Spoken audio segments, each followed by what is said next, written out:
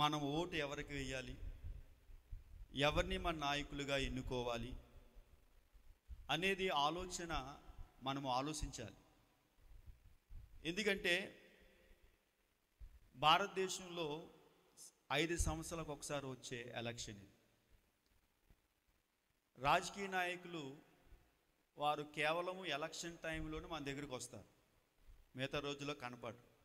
అయితే బైబిలు ఇలాంటి ఎలక్షన్ టైంలో రాజకీయపరమైన నాయకుల్ని ఎలా ఎన్నిక చేసుకోవాలి అనేది బైబిల్ ఏం చెప్తుంది. ఈ లోకంలో మనుషులు ఏం చెప్తారో మనకు అనవసరం, మన స్నేహితులు ఏం చెప్తారో మనకు అనవసరము, మన బంధువులు ఏం చెప్తున్నారో మనకు అనవసరము. క్రైస్తవులుగా మనం ఏం చూడాలంటే బైబిల్ మనకి ఏం చెప్తుంది, మనము బైబిలు ఏదైతే చెప్తుందో దాన్ని మనం పాటించే వారంగా మనం ఉండాలి. మత్తయి సువార్త 5వ అధ్యాయం 13 నుంచి 19 వచనంలో దేవుని వాక్యం ఏం చెప్తుందంటే, మీరు లోకానికి ఉప్పై ఉన్నారు, మీరు లోకానికి వెలుగై ఉన్నారు. క్రైస్తవుడు లోకానికి ఏమై ఉన్నాడంటే ఉప్పై ఉన్నాడు. ఉప్పు అనేది రుచిని తీసుకొచ్చేది, ఉప్పు అనేది సారాన్ని పెంచేది, ఉప్పు అనేది ఒక ఔషధము, ఉప్పు అనేది బాగు చేసే లక్షణం కలిగిన ఒక పదార్థం. ప్రభు ఏం చెప్తున్నాడంటే, మీ లోకానికి ఉప్పై ఉన్నారు. చూడండి, మనం లోకానికి ఉప్పై ఉన్నాము అనేది మన ఓటు ద్వారా మనం తెలియపరచాలి. దేని ద్వారా తెలియపరచాలి? మన ఓటు. ఈ ఓటు అనేది చాలా విలువైనదండి. ఓటు అనేది చాలా విలువైనది. ఎందుకంటే లోకములో క్రైస్తువులుగా మనం ఉప్పుగా వెలుగుగా మనం పిలబడే వారంగా మనం ఉన్నాం. అయితే ఈ ఓటు అనేది కేవలము సామాజిక ఆర్థిక పరమైన విషయాలు మాత్రమే కాకుండా ఆధ్యాత్మిక విషయాల్లో కూడా మనం ఏం చేయాలంట, ఆలోచించి మనం ఓటు వేసే వారంగా మనము ఉండాలి. కాబట్టి దేవుని యొక్క మార్గదర్శకత్వాన్ని మనం వెతకాలి.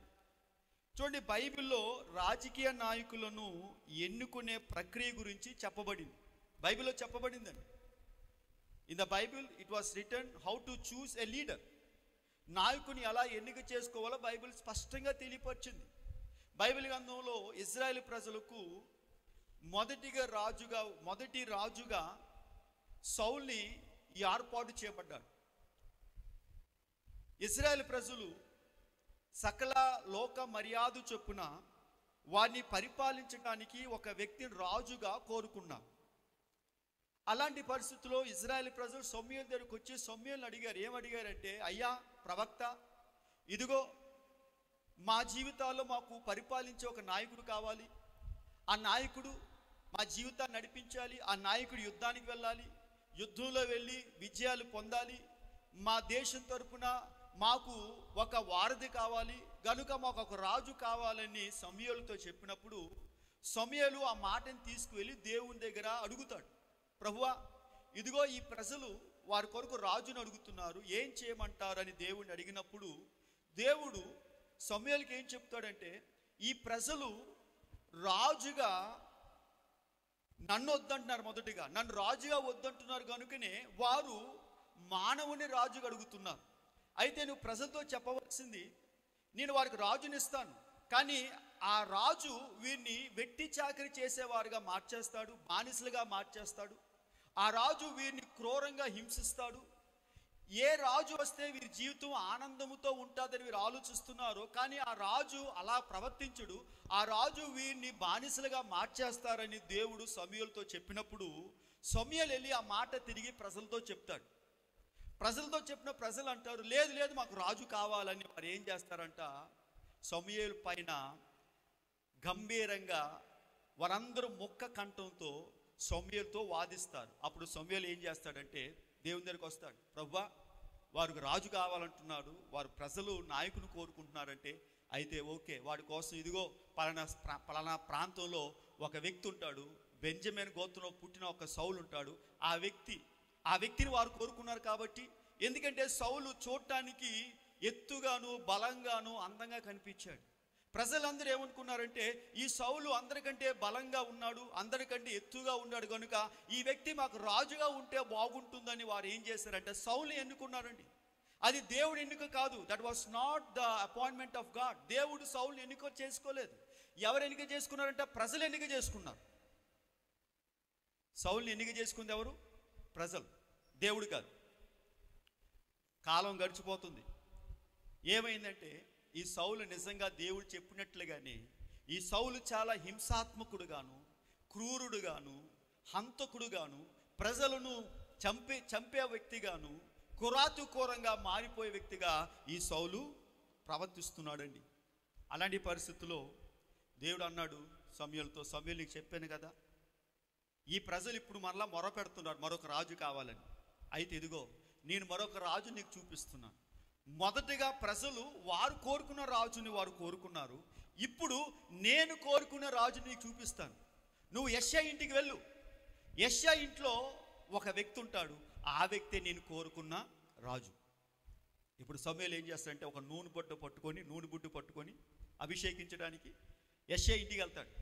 యెషయా ఇంటికి వెళ్ళినప్పుడు మొట్టమొదటిగా అక్కడున్న తండ్రిని అడుగుతాడు, అయ్యా మీ ఇంట్లో ఎంతమంది ఉన్నారంటే మా ఇంట్లో 12 మంది ఉన్నారు. అయితే మీ కొడుకును ఒక్కొక్క కొడుకుని పిల్లల్ని అమ్మినప్పుడు ఆ మొదటి వాడు వస్తాడండి. మొదటి వాడి పేరు ఏలియాబు. ఏలియాబుని ఎప్పుడైతే సమూయేలు చూస్తాడో, మొదటి సమూయేలు కన్నా 16వ అధ్యాయము 7వ వచనంలో మనం చూస్తే, మొదటి సమూయేలు 16:7 ఒకసారి చూడండి. మొదటి సమూయేలు 16:7 చూడండి. మొదటి సమూయేలు 16:7. అయితే యెహోవా సమూయేలుతో ఇలా సెలవిచ్చెను, అతని రూపమును అతని ఎత్తును నువ్వు లక్ష్య పెట్టదు. దేవుడు సమూయేలుతో ఏమనంటే అతని రూపాన్ని చూడొద్దు, అతని పై రూపాన్ని చూడొద్దు. మనుషులు లక్ష్య పెట్టు వాటిని దేవుడు లక్ష్య పెట్టడు. దేవుడు ఏమన్నాడంటే సమూయేలుతో, ఇదిగో నువ్వు ఆ ఏలియాబును చూచి నువ్వు అనుకుంటున్నావు ఇతడు చాలా గొప్పవాడుగా ఉంటా అనుకుంటున్నావు, కానీ నిజంగా ఇతడు గొప్పవాడు కాదు, ఇది చాలా దుష్టుడని దేవుడు ముందుగానే ఎవరు చెప్పాడంట? సమూయేలుకి చెప్పాడండి. కాబట్టి ప్రియమైన దేవుని బిడ్డలారా, దేవుని సంగమా, మనము నాయకులు ఎన్నిక చేసుకునేటప్పుడు మొదటిగా మనం తెలుసుకోవాల్సింది వారి గుణాలు మనం తెలుసుకోవాలి. ఏం తెలుసుకోవాలి చెప్పండి? గుణాలు, యాక్షన్స్. ఇవి చాలా ఇంపార్టెంట్. మనం ఎవరిని ఎన్నుకున్నా, పార్టీలకు అతీతంగా మనం ఎవరిని ఎన్నుకున్నా, మనం ఎలాంటి వాడిని ఎన్నుకోవాలంటే the person whose action is good. ఒక వ్యక్తి యొక్క క్రియలు, ఒక వ్యక్తి యొక్క ప్రవర్తన అది ఎలాగుండాలి? మంచిగా ఉండాలండి. కాబట్టి మన రాజకీయ అభ్యర్థిని పరిశీలించినప్పుడు వారి యొక్క చర్యలు, వారి యొక్క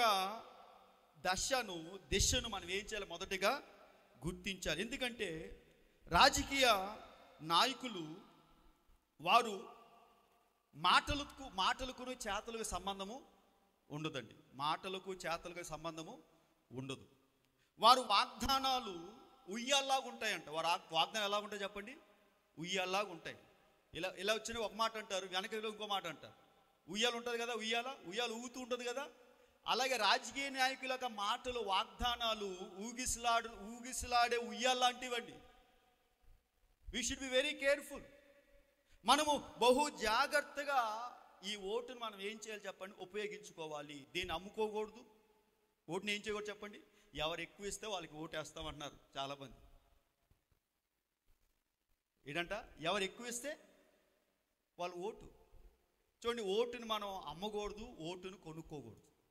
ఓటును మన మనస్సాక్షితో దాన్ని మనం ఓటు వేసే విధంగా మనం ఓటును ఉపయోగించాలి. మన క్రైస్తవ సంఘముగా, క్రైస్తవ విశ్వాసులుగా మనము రాజకీయ నాయకుల యొక్క చర్యలు మనం పరిశీలించాలి. ఇది చాలా ముఖ్యమండి.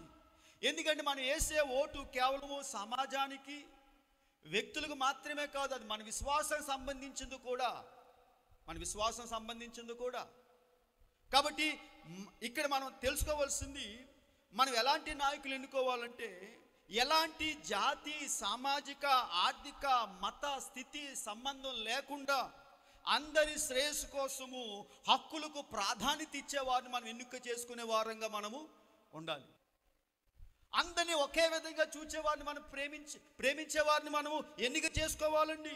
చూడండి, రాజకీయ నాయకుడు ఒక మతానికో, ఒక వర్గానికో, ఒక కులానికో సంబంధించిన వాడు కాదు. రాజకీయ నాయకుడు ఒక మతానికో, ఒక కులానికో, వర్గానికో సంబంధించిన వాడు కాదు, అందరికీ సంబంధించిన వాడు. దేవుడు సమూయేలుతో చెప్తున్నాడు, సమూయేలు ఇంతవరకు నువ్వు ప్రజలు ఎన్నుకున్న వారు మనకు సంబంధించిన వాడు, కానీ ఇప్పుడు నీ ఎన్నిక చేసుకునే రాజు నా మనకు సంబంధించిన వాడు. అందుకే దావీదుకున్న పేరు దేవుని హృదయానుసారుడు. ఎవరు చెప్పండి దావీదుకున్న పేరు? దేవుని హృదయానుసారుడు. ఒక రాజకీయ నేతకు దేవుని మనసు ఉండాలి. ఎవరి మనసు ఉండాలి చెప్పండి? దేవుని మనసు ఉండాలి. ఎన్నిక చేసుకునే వ్యక్తికి దేవుని మనసు ఉండాలి. అంటే పక్షపాతం లేనివాడు, స్వార్థం లేనివాడు, అసూయ లేనివాడు, అందరినీ ఒకే రీతిగా ప్రేమించేవాడు, ఏ కులము ఏ భేదము లేకుండా మనుషులందరినీ ఒకే రీతిగా ప్రేమించేవాడు. ప్రియమైన దేవుని బిడ్డలారా, దేవుని సంగమా, సమూయేలుతో దేవుడు చెప్తున్న మాట, నువ్వు పై రూపాన్ని లక్ష్య పెట్టకొద్దు. ఒక బాలుడు ఒకరోజు రంగు బుడగలు నింపుతున్న ఒక వ్యక్తిని చూచాడంట. రంగు బుడగలు నింపుతున్నాడు అనగా బుడగలు నింపి ఆ బుడగలు అమ్ముతున్నాడు. 10 రూపాయలకి 20 రూపాయలకి అమ్ముతున్నాడు. ఒక బాలుడు ఈ రంగు బుడగలు ఊదుతున్న ఈ వ్యక్తి దగ్గరికి వెళ్ళి నిలబడి అంటున్నాడు, అంకుల్ ఈ బుడగలు ఎంత ఎత్తుకి ఎగురుతాయి అన్నప్పుడు ఆ వ్యక్తి అన్నాడంట, బాబు బయటున్న రంగును బట్టి కాదు కానీ ఎగిరేది, లోపడున్న గ్యాస్ను బట్టే అది ఎంత ఎత్తుకైనా ఎగురుతుంది. లోపడున్న గ్యాస్ను బట్టి ఏం చేస్తుందంట? బయటున్న రంగును బట్టి కాదండి. ఓటు కూడా అంతే. ఓటు కూడా ఎలా అని చెప్పండి? వేసిన వరకు ఆలు తీయే మనము తీయే, అయిపోయిన తర్వాత మనం ఎంత కేకేసినా ఎంత గోల పెట్టినా 5 సంవత్సరాలు నోరు అన్ని మూసుకోవాలంతే. ప్రియమైన దేవుని బిడ్డలారా, దేవుని సంగమా, మనము ఓటు వేసేటప్పుడు మనం తెలుసుకోవాల్సింది ఏదో తెలుసా? మనం తెలుసుకోవాల్సింది, మనం వేసే ఓటు అది విలువైనది. విలువైనదండి. దానికి ఎంత డబ్బు అంటే దానికి విలువ కట్టలేము. 10,000, 5,000, 1,00,000. No, you cannot value the vote. ఓటుని మీరు డబ్బుతో దాన్ని కొనలేరు, దాన్ని లెక్కించలేరు. అది చాలా విలువైనది. అది చాలా విలువైనదండి. కాబట్టి ఈ గొప్ప సూత్రాన్ని దేవుడు సమూయేలు తెలియపరుస్తున్నాడు. సమూయేలు, నువ్వు ఏలీయాబును నువ్వు చూస్తున్నావు, ఏలీయాబు యొక్క ఎత్తును, అతని యొక్క స్థితిని నువ్వు చూస్తున్నావు, కానీ నువ్వు చూడవలసింది తన హృదయాన్ని నువ్వు చూడాలి. అతని హృదయాన్ని నువ్వు చూడాలి. దేవుని బిడ్డ, దేవుని సంగమా, 1 వారి యాక్షన్స్ మనం చూడాలి, వారి క్రియలు మనం చూడాలి. 2 వారి ఉద్దేశాలు మనం చూడాలి. వారి ఉద్దేశాలు ఎందుకొరకు వారు మనం పరిపాలించాలనుకుంటున్నారు,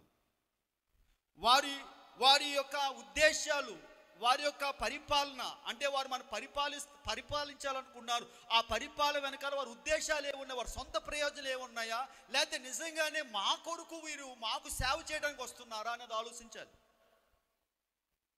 ఇట్స్ వెరీ ఇంపార్టెంట్. చూడండి, రాజకీయ నాయకుడు మన సేవకుడు. ఎవరు చెప్పండి? రాజకీయ నాయకుడు, political leaders are our servants. వారు మన సేవకులుగా ఉండాలి, కానీ మనల్ని సేవకులుగా మార్చుకోకూడదు. వాళ్ళు మనం ఎవరికి ఓటేయాలంటే మనకు సేవకులు ఉండేవాడికి మనం ఓటేసుకోవాలి. మనలను బానిసలుగా మార్చేవారి కోసం కాదు. ప్రియ దేవుని బిడ్డలారా, దేవుని సంగమా, కాబట్టి వారి యొక్క ఉద్దేశం గుర్తించడము చాలా ముఖ్యం. మీ ఓటు మీ ఇష్టం. ఇక నేను చెప్పేది, మీ ఓటు మీ ఇష్టం, కానీ ఒక్కసారి ఓటేసే ముందు ఇవన్నీ ఆలోచించండి. నేను పలానా పార్టీకి ఓటేలు మీకు చెప్పట్లేదు, ఎవరికి ఓటేలు మీకు చెప్పట్లేదు, బైబిల్ సూత్రాలు మీకు చెప్తున్నాను. బైబిల్ ఏం చెప్తుందో దాన్ని మీరు చెయ్యండి. దాని ప్రకారంగా ఆ ఓటు బూత్ దగ్గరికి వెళ్ళినప్పుడు మీ దేవుడు మిమ్మల్ని ఎవరు ప్రేరేపిస్తారు వారికి ఓటేయండి. అక్కడ దేనికి కూడా మీరు శిరస్సు వంచకూడదండి. కాబట్టి మనం అర్థం చేసుకున్న రాజకీయ నాయకులు వారికి ఉన్న చరిష్మా వలన వారు ప్రజాభిప్రాయాన్ని కూడా తిప్పు కొట్టగలే సామర్థ్యం వాళ్ళకు ఉంటుంది. ప్రజాభిప్రాయాన్ని కూడా వారు తిప్పు కొడతారండి. ఒక మాట చెప్పొచ్చు, తర్వాత మాట నెరవేర్చకపోవచ్చు, కానీ వారి ఉద్దేశాలు, వారు ఎందుకు మనం పరిపాలిస్తున్నారో ఇవన్నీ కూడా మనం ఏం చేయాలి? ఆలోచించాలి. మన క్రైస్తవులుగా మనం ఊపిరితల స్థాయి పైన జీవించకూడదు. ఊపిరి స్థాయి అంటే చూడండి, ఒక్కసారి మనం ఎక్కడికైనా వెళ్ళినప్పుడు ఊబి అనేది మనకు కనపడదు. ఊబి మనకు కనపడదండి, ఊబి మట్టిలో కలిసిపోతుంది. మనం ఇదంతా చదును భూమి అనుకొని ఒకవేళ మనం జాగ్రత్తగా మనం నడవకపోతే ఊబిలో చిక్కుపోయి మనం అందులో మునిగిపోతాం. కాబట్టి క్రైస్తుడిగా మనం ఊబిలో చిక్కకుండా ఊపిరితలాన్ని చూచి మనము మన రాజకీయ నాయకులు మనం ఏం చేయకూడదు, ఎన్నిక చేసుకోకూడదు, ఆకర్షించబడకూడదండి. దానికి బదులుగా మనం ఏం చేయాలో తెలుసా? మనం ఏం ఆలోచించాలో తెలుసా? వీరు నిజంగా మాకు సేవకులుగా ఉండటానికి వస్తున్నారా? నిజంగా మా ఆధ్యాత్మిక జీవితంలో మమ్మల్ని పురుకొల్పేవారుగా ఉన్నారా? మా శ్రేయస్ కోసం వస్తున్నారా? మాకు మంచి చేసేవారుగా ఉన్నారా అని మనం ఏం చేయాలంట? ఆలోచించాలండి. కాబట్టి ప్రజలకు సేవ చేయాలి. నిజమైన నాయకుడు ప్రజలకు ఏం చేయాలి? సేవ చేయాలి. సానుకూలంగా అతడు తన జీవితాన్ని చూపించాలి. పేదరికాన్ని నిర్మూలన చేయాలి. అందరికీ అన్ని విధాలుగా సౌకర్యాన్ని అందించాలి. దాని కొరకే దేవుడు సమూయేలు కాలంలో రాజులు దేవుడు ఏర్పాటు చేశాడు. ప్రజలకి క్షేమము, శ్రేయస్సు, ఆశీర్వాదము. కాబట్టి ప్రభునందు ప్రియమైన దేవుని సంగమా, దేవుని బిడ్డలారా, దేవుని సంగమా, ఈ సమయంలో దేవుడు మనకిచ్చిన గొప్ప అమూల్యమైన అవకాశం అండి ఇది. ఈ అమూల్యమైన అవకాశాన్ని మనము ప్రభు మహిమ కొరకు ఏం చేయాలో తెలుసు, దాన్ని మనము ఉపయోగించాలి. దాన్ని ప్రభు మహిమ కొరకు దేవుడు మనకిచ్చిన ఓటును మనం ఏం చేయాలో తెలుసా? దాన్ని తగిన రీతిలో దాన్ని ఉపయోగించుకోవాలండి. లేకపోతే ఒకవేళ మనం తగిన రీతిగా నాయకులు ఎన్నిక చేసుకోకపోతే వారు వ్యక్తిగతమైన సొంత లాభాపేక్షను కొనసాగించడానికి వారు జీవించేవారుగా మారిపోతారండి. చూడండి, ఒకటి, నాయకుని ఎన్నుకునేటప్పుడు వాళ్ళ యాక్షన్స్ మనం చూడాలి. రెండోది, వారి ఉద్దేశాలు చూడాలి. వారు ఎందుకు నాయకులుగా నిలబడ్డారు? మాకు సేవ చేయటానిక? మూడోది తెలుసా? మనము మనల్ని గెలిపించేవారిని ఎన్నిక చేసుకోవాలి. అర్థం చేసుకోవాలి. ఎవరిని గెలిపించేవారిని? మనల్ని గెలిపించేవారిని మనం ఎన్నిక చేసుకోవాలి. We should vote the people who will make us win. మనకి జయాన్ని పొందాలి. మనకేం పొందాలి? జయం రావాలి. We need to be winners. మనము విజయులుగా మారాలి. మన జీవితాల్లో దేవుని ఆశీర్వాదాలు పొందేవారుగా మనము మారాలి. అలాంటి వారిని మనం ఏం చేయాలో తెలుసా? అలాంటి వారిని మనం ఎన్నిక చేసుకోవాలి. ప్రభునందు ప్రియ దేవుని సంగమా, దేవుని బిడ్డలారా, మనల్ని గెలిపించే వారిని మనం ఎన్నిక చేసుకోవాలండి. సమూయేలు, అక్కడ మనం చూస్తే సమూయేలు ఆ యొక్క వ్యక్తిని ఎదుర్కొన్నప్పుడు, అనగా సమూయేలు యెషయా యొక్క మొదటి కుమారుని, ప్రథమ కుమారుని ఎదుర్కొన్నప్పుడు అతడు వెంటనే అనుకున్నాడు, ఇతడే దేవుడు కోరుకున్నవాడు అనుకున్నాడు. ఏలియాబును చూచి ఇతడే దేవుడు కోరుకున్నవాడు అనుకున్నాడు. కానీ దేవుడు అంటున్నాడు, సమూయేలు, నువ్వైతే పై రూపాన్ని లక్ష్యం చేశావు, నేనైతే పై రూపాన్ని లక్ష్యము చెయ్యను. ఒక వ్యక్తి రాజుగా ఉండటం గొప్ప బాధ్యత అండి. నాయకత్వము అవసరమయ్యే ముఖ్యమైన పని. మన జీవితాల్లో, మన సంఘాల్లో, మనం చేసే ప్రతి పనిలో కూడా, మన భాగస్వామిలో అటువలే రాజకీయ నాయకులు ఎన్నుకున్నప్పుడు కూడా మనం చాలా జాగ్రత్త వహించాలి. చూడండి, మనం ఏదైనా పని చేసి ఎంత జాగ్రత్తగా ఆలోచిస్తాము, వివాహ విషయంలో ఎంత జాగ్రత్తగా ఆలోచిస్తాము, ఏ ఉద్యోగం చేయాలంటే ఎంత జాగ్రత్తగా ఆలోచిస్తామో, అటువలే ఓటు వేసేటప్పుడు కూడా అంత జాగ్రత్తగా మనం ఏం చేయాలి? ఆలోచించాలి. 5 సంవత్సరాలు పెళ్ళి అవుతుంది మనకి. ఎన్ని సంవత్సరాలు చెప్పండి? 5 years. We getting married. 5 years. You're going to get married with a political leader. ఈ 5 సంవత్సరాలు ఎలా ఉంటారు, ఎలా జీవిస్తారు? ఇది నిర్ణయించేది, నిర్దేశించేది ఏడు తెలుసా? మీరు వేసే ఓటు.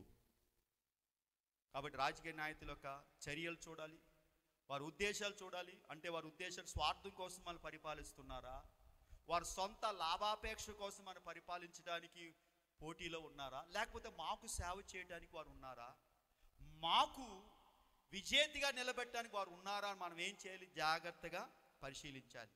మూడోది, మనము సరి అయిన వారిని ఎన్నిక చేసుకోకపోతే మనం నష్టపోతామండి. సరి అయిన వారిని ఎన్నిక చేసుకోకపోతే నష్టపోతాం. If you don't choose the best, we will lose. Israel ప్రజలు అంత ముందుగానే ఒక సౌల్ని ఎన్నిక చేసుకున్నారు. He was the wrong selection. ఎందుకంటే అతడు ప్రజలను భయంకరంగా హింసించాడు. మొదటి సమూయేలు గ్రంథం 15వ అధ్యాయంలో ఆ మాట మనం చూస్తామండి. కాబట్టి మనం ప్రజల యొక్క క్షేమం కోసము ఆలోచించే నాయకుడిని, దేశానికి స్వస్థత, ఆనందము, సురక్షితాన్ని తీసుకొచ్చే నాయకుని మనం ఏం చేయాలి? ఎన్నిక చేసుకోవాలి. కాబట్టి మన జీవితంలో శాంతి ఉండాలి. సంతోషకరమైన పరిస్థితులు అనుభవించేవారుగా మనను మార్చే నాయకులు మనకు కావాలండి. అటువలే పై రూపాన్ని చూడకూడదు. మనం ఏం చూడకూడదు? పై రూపాన్ని చూడకూడదు. డబ్బులను చూడకూడదు. కాగితాలను చూడకూడదు. ఏం చూడంట? మనిషిని చూడాలి. మనిషి మనస్సును మనం చూడాలి. క్యారెక్టర్ చూడాలి. ఉద్దేశాలు చూడాలి. స్వార్థపూరితమైన ఆలోచన కోసము వీరు నిలబడ్డారా, లేకపోతే మాకు ప్రయోజనకరంగా మా కొరకు వీరు నాయకులుగా ఉన్నారా అని మనం ఆలోచించాలండి. కాబట్టి మనము ఓటు వేసేటప్పుడు మన సొంత ఆలోచన, సొంత జ్ఞానానికి తావివ్వకూడదు. స్నేహితుల మాట వినకూడదు. బంధువుల మాట వినకూడదు. మనం సొంతగానే నిర్ణయం తీసుకోవాలి. సొంతగా మనం నిర్ణయం ఎవరి మాటకు ప్రలోభాలకు మీరు లోనైపోవద్దు.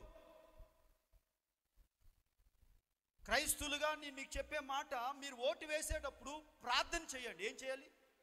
ప్రార్థన చేయండి. దేవుడు సమూయేలుకు ఎప్పుడైతే సమూయేలు ప్రార్థన చేశాడో దేవుడు సమూయేలుకు దావీదును చూపించాడు. అప్పటి వరకు సమూయేలు ప్రార్థన చేయకుండా వెళ్ళాడు అంటాడు. కానీ ఎప్పుడైతే సమూయేలు ప్రార్థన చేశాడో, ఇంకా ఎవరైనా ఉన్నారంటే ఒకడు ఉన్నాడు, కడసారి వాడు ఉన్నాడు, ఆడు ఎందుకు పనికిరాడని తండ్రి అంటే వాడిని తీసుకొని రండి అన్నప్పుడు దావీదు వచ్చినప్పుడు దేవుడు అంటాడు, ఇతడే నేను కోరుకును వాడు. కాబట్టి మనం ప్రార్థించేటప్పుడు దేవుడు మనకు అంతర్దృష్టి ఇస్తాడండి. తర్వాత మనము రెండోది మనం గమనించవలసింది, వారు మాటలు వినాలి, మాటలు చూడాలి. ఈ మనిషి మాటలు మారుస్తున్నాడా, మాట మీద నిలబడ్డాడా? వారి చర్యలు మనం చూడాలి, వారి ఉద్దేశాలు మనం చూడాలి, వారు మాట్లాడే మాటలు మనం చూడాలి. ఈ మనిషి మాట మీద నిలబడ్డా లేదో చూడాలి. తర్వాత నాలుగోది, వారి క్రియలు మనం చూడాలి. వారి క్రియలు మనం చూడాలి. మత్తయి సువార్త 7వ అధ్యాయం 20 వచ్చిన బైబిల్ ఏమంటుందంటే చూడండి, మత్తయి సువార్త 7వ అధ్యాయము 20 వచ్చిన, కాబట్టి మీరు వారి ఫలం వలన చూడండి. మనం వారిని ఎలా తెలుసుకుంటామో తెలిసే, వారి ఫలము అంటే అల్టిమేట్గా ఒక చెట్టు వేసిన తర్వాత చెట్టుకు వచ్చే ఆ పండు ద్వారా మనం తెలిసిపోతుంది అది మంచి ఫలమా చెడ్డ ఫలమా అనేది. చూడండి, దాన్ని గుణాన్ని మనం మార్చలేం. దాన్ని మనం ఏం చేయాలి? గుణాన్ని మార్చలేం. చూడు, మనం బంగిరిపల్లి మామిడిపై చెట్టు వేసాం, ఆ బంగిరిపల్లి మామిడిపడి బంగిరిపల్లే ఇస్తుంది. సువర్ణరేఖ వచ్చి దానికి సువర్ణరేఖ రాదు. దాని గుణం, దాని ఫలం వలన మనం దాన్ని ఏం దాన్ని మనము తెలుసుకుంటామండి. కాబట్టి బాహ్య రూపాన్ని మనం ఎప్పుడు కూడా చూడవద్దండి. మనము ఓటు వేయడానికి సిద్ధపడుతున్నాం. ఇంకా రేపు ఈ టైంకి మనలో చాలా మంది ఓటు వేస్తాం. ఒకసారి ఆలోచించండి. You have no other option. ఒక్కసారి ఓటు నొక్కిన తర్వాత బటన్ మళ్ళీ వెనక్కి రాదు. వేసిన తర్వాత అయ్యో బాబోయ్ ఎందుకు వేయలేదా అని ఆలోచించడానికి మీకు టైం ఇంకా ఉండదు. ఒక్కసారి బటన్ నొక్కితే గ్రీన్ బటన్ టక్కన ఎగిలిందా, మీ ఓటు ఏమైంది? పడిపోయింది. ఆ ఓటు మళ్ళా వెనక్కి రాదండి. కాబట్టి మీరు వేసే ఓటు మీరు పరిగణించేటప్పుడు మనం చేయవలసింది తెలుసా? ఈ వ్యక్తి మార్పుని తీసుకొస్తాడా, మా జీవితాల్లో మార్పుని తీసుకొస్తాడా, మా దేశానికి మార్పు తీసుకొస్తాడా, మా కుటుంబాలు మార్పు తీసుకొస్తాడా, మమ్మల్ని వ్యక్తిగతంగా మా జీవితానికి ఏదైనా మేలు కలుగుతుందని మనం ఏం చేయాలంటే ఆలోచించి మన ఓటు వేయాలి. మీ ఓటు చాలా పవర్ఫుల్ అండి. అది చాలా గొప్ప ఆయుధం అండి. దీనికి రాజకీయ నేతలు భయపడతారు. రాజకీయ నేత దేనికి భయపడతారు తెలుసా? ఓటుకే భయపడతారు. దేనికి భయపడరాలు? ఈ ఓటు ఎవరి చేతిలో ఉంది? మన చేతిలో ఉంది. 5 సంవత్సరాలు ఒక్కసారి వచ్చేది మనకి, మన పవర్ చూపించేది. 5 సంవత్సరాలకి మన పవర్ చూపించేది ఏంటి తెలుసా? ఈ ఓటు. మన పవర్ చూపించాలి, వేస్ట్ చేయకూడదు. చాలామంది అంటున్నారు మేము ఓటు వేయండి. ఓటు వేయాలి, అందరూ వేయాలి ఓటు. మనం ఇచ్చే డబ్బులు ఇవి, ట్యాక్స్ రూపంలో కట్టే డబ్బులు ఇవి. ప్రతిదానికి మనం ఏం చెల్లిస్తున్నాం? ట్యాక్స్లు వేస్తున్నాం, ట్యాక్స్లు కడుతున్నాం. కరెంట్ బిల్లు కడుతున్నాం, వాటర్ బిల్లు కడుతున్నాం, ఉండటానికి హౌస్ ట్యాక్స్ కడుతున్నాం, సబ్బు మీద కడుతున్నాం, నూనె మీద కడుతున్నాం. అన్నిటికీ మనం ఏమేం చేస్తున్నాం? ట్యాక్స్ పే చేస్తున్నాం. ఈ రోజు వాళ్ళు వచ్చి 5,000 10,000 ఇచ్చారనుకోండి, మనం అనుకుంటున్నాం మనకి ఏది ఇచ్చేస్తున్నాం కూడా, ఇచ్చేది మన డబ్బులు మనకి ఇస్తున్నారు కనుక మన డబ్బులు మనకిచ్చి మళ్ళీ మన మీద ట్యాక్సులు పెంచేసే బదులు దాన్ని తీసుకోకుండా మన ఓటేడు మనకి ఏది చెప్పండి ఉత్తమము. మన డబ్బులు తీసుకొని ఓటేసామా కాలర పట్టి అడగలేమండి మనం. నీకు డబ్బులు తీసుకున్నావు కదా అంటారు అంతే. మన డబ్బులు తీసుకోకుండా ఓటేసామా మనకేముండదు చెప్పండి, కాలర పట్టుకు అడగొచ్చు రేపు పొద్దున్న వాళ్ళు వచ్చినప్పుడు. ఈ వాగ్దానం చేశారు, ఎందుకు చేయలేదు మీరు? కాబట్టి ప్రియమైన దేవుని బిడ్డలారా, దేవుని సంగమా, మనము ఒక రాజకీయ నాయకుడిని మనము ఓటు వేసే వారంగా ఎన్నిక చేసుకునే స్థితిలో మనం ఉన్నాము కనుక మనము లేకపోతే మనము ఏ విధంగా మనం ప్రవర్తిస్తున్నామో ఒకసారి ఆలోచించాలి. లోకాన్ని మీరు ఉప్పై ఉన్నారు. మన రాష్ట్ర భారతదేశ చరిత్రను మార్చే ఎలక్షన్స్. దీన్ని మీరు సామాన్యంగా కానీ సిల్లీగా కానీ తీసుకోవద్దు. ప్రార్థన పూర్వకంగా మీరు ఓటు వేసి దేవుని చిత్తాన్ని దేవుని ఉద్దేశాన్ని మీరు నెరవేర్చే వారంగా మీరు ఉండాలని దేవునికి ఉద్దేశం. ప్రభు చెప్తున్న మాట, మొదట నా నీతిని నా రాజ్యాన్ని మీరు వెతకండి. దేవుని రాజ్యాన్ని వెతకడం అంటే ఆఖరి మనం వేసే ఓట్లో కూడా మనం ఎవరిని వెతకాలి? దేవుని రాజ్యాన్ని వెతకాలి. అటు కృప దేవుడు మనకు అనుగ్రహించును గాక.